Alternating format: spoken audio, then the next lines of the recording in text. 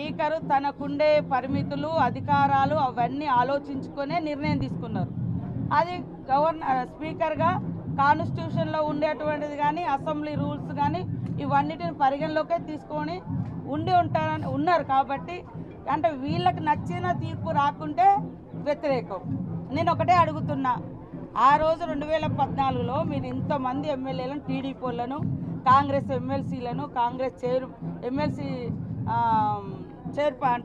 చైర్ను కూడా లాగేసుకున్నారు తెలంగాణ ఇచ్చిన వెంటనే. ఫస్ట్ దానికి క్షమాపణ చెప్పి నువ్వు ఇది మాట్లాడితే నిజంగా నిన్ను ప్రజలు ఏదన్నా ఓకే బెటర్ అని అనుకుంటారేమో. కానీ బంగాళాఖాతంలో మిమ్మల్ని కలిపేసిర్రు. మేము ఎవరిని ఎక్కడా తీసుకొని వాళ్ళ మీద ఆజమాయిషి చెలాయించట్లేదు. ఈరోజు మీరే అన్నారు కదా అభివృద్ధి కోసమే వస్తున్నారు. అంటే నీ గవర్నమెంట్ ఉంటేనేమో అభివృద్ధి కోసం, ఇతర గవర్నమెంట్లు ఉన్నప్పుడు ఇతర పార్టీలలో పోతేనేమో అది ఏది రాజ్యాంగం కూల్చేయడము లేకుంటే సిగ్గు చేయడం అది ఏదేదో మాట్లాడుతుంటారు. మాట్లాడే ముందు ఫస్ట్ నువ్వేం చేసిన 10 సంవత్సరాలు ఇతర పార్టీల పట్ల అనేది ఒక్క సర్పంచ్ను కూడా ఉండనియలేదు వీళ్ళు.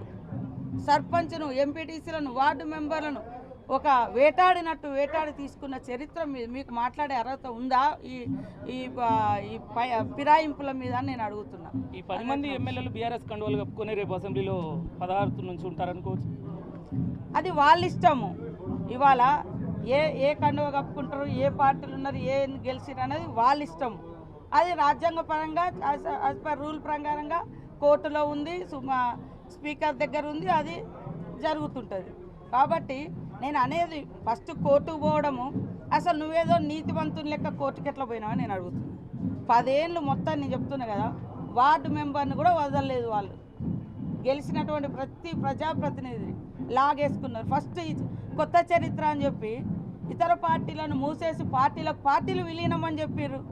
డైరెక్ట్ ఇప్పుడు తలసాని శ్రీనివాస్ యాదవ్ను కనుగప్పుడు ఆలస్యం తీసుకుపోయి మంత్రిగా మరి సబితా ఇంద్రారెడ్డి వాళ్ళు పోయి ఎంత ఘోరం అంటే ఈ పార్టీ ఫిరాయించిన వాళ్ళు పోయి మళ్ళీ గవర్నర్ దగ్గర, రాష్ట్రపతి దగ్గర లేదా అసెంబ్లీలో పోడియం దగ్గర వచ్చి వాళ్ళ మీద చర్యలు తీసుకోమంటారు. ఇది ఇంతకంటే నీతిమాలిన చర్య ఇంకొకటి లేదు.